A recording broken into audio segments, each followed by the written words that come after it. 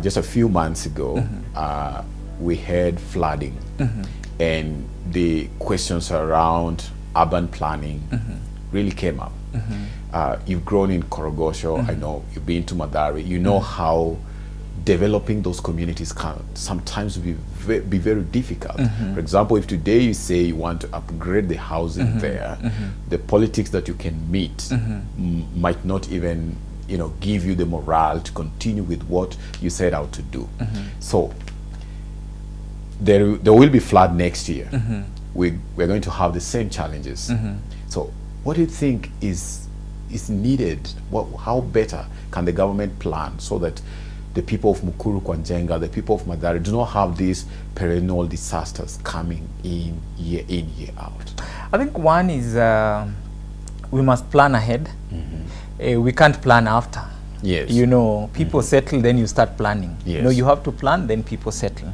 You see, most of the time, and in many cases, you find situations like Korogosho, Mathare, Kibra occur because government tend to plan after people have settled. Then they start thinking, they've settled here, but we need to create a road here.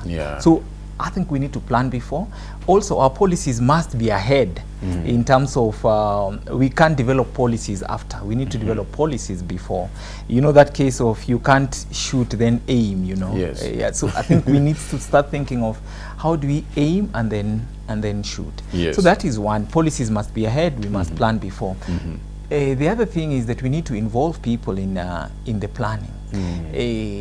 Before, there used to be this thing of tractors just arriving and they say you are occupying an illegal land, and then they just things have changed now. If you have to move people, engage them, involve them, because they are not they might be occupying an illegal land, but they are not illegal. They themselves are not illegal. They are citizens of this country. They have rights that needs to be safeguarded. How do you involve them and engage them in a way that you do not create an indignity kind of situation? And what has happened, unfortunately, is that because of floods, you now move in and tell people you are occupying an illegal land. So all of you, and you've seen what has been happening, where government moves in with bulldozers and tractors and bring down buildings that have been there. It shouldn't be like that. You need to engage these people in a way that does not make them lose their dignity.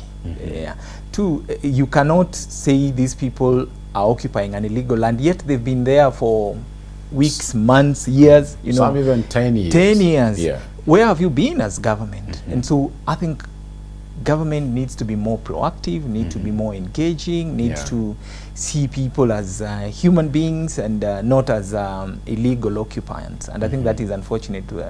That is what has been happening. And also, this thing they call public participation. They need to engage more people in crafting of policies, even in designs. For a long time, government thought they had the monopoly of good ideas. So they will say, you guys move, we want to put up flats here so that you guys will occupy decent houses. You need to listen to people also. And you need to understand that these people also have what they think is a good idea. For example, if you go to a place like Kibra, the reason why slum upgrading hasn't worked, for example, is people are being told, we are moving you to a different space. As we put up buildings, then you'll come back. Not realizing that for these people, it's not just about housing. It's an ecosystem, it's a livelihood. If you're moving someone who lives in Kibera and you're going to give them a good house in Athi River, it means that you're plucking him from an environment where he's used to, and a source of livelihood. So you have to also think about that, that I'm not just giving you a good house and then you sleep hungry. How are we taking care of all that? So I think we need to think about upgrading or addressing things like floods and disaster comprehensively. So we are talking issues that affect the slum for over 30 years. Let me say for me that have existed. We've had NGOs in Mathare, in Kibra, addressing the same issues: crime, sanitation, better health, and everything. These organizations have existed within these spaces for those years, but we seem not to be solving these problems. Crime is still an issue.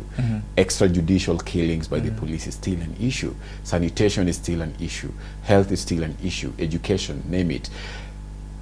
Is there could there be something that's an approach, for example, that these NGOs are not really thinking it's not working, I think and they need to do it better?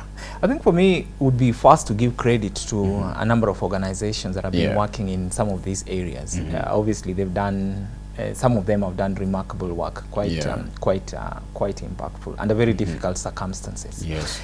So I think we need to give credit to some of these organizations. But the other thing, we also need to realize that sometimes the magnitude of the problem is way beyond some of these organizations.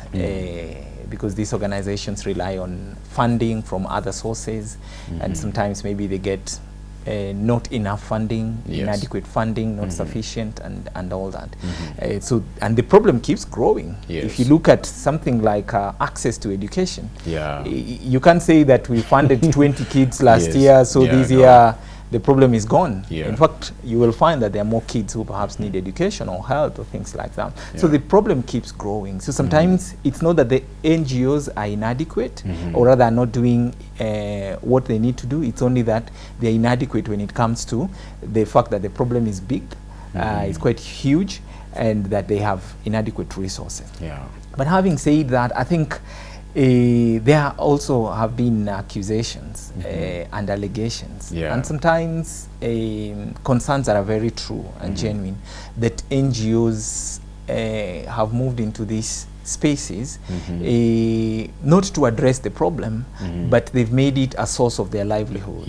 And so they are not addressing, they're not keen to address the problem, they're keen for their own survival. And so when that happens, you find that they're not keen to address the root cause of the problem. Instead, they are busy in terms of how will we remain in existence. And so when that happens, then we have a situation where the problem remains as the NGOs and the organizations keep growing in terms of wealth, but then the problem keeps growing in terms of magnitude, and nothing seems to happen. So I think NGOs need to change when it comes to looking at the problem, so that they look at the root cause of the problem, not just the symptoms. NGOs need to pull together in terms of partnerships, so that if we cannot have every organization just working at their corner, how can they pull together in terms of efforts and resources to address this problem that we all agree?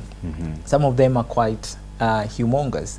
How can we work together, you know, to address this problem once and for all? Build partnerships with other agencies and other organizations, governments, for example.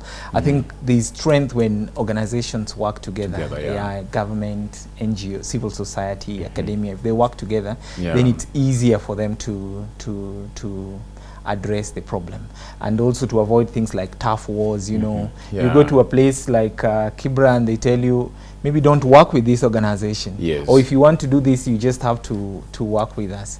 And lastly, for me, it's about gatekeeping.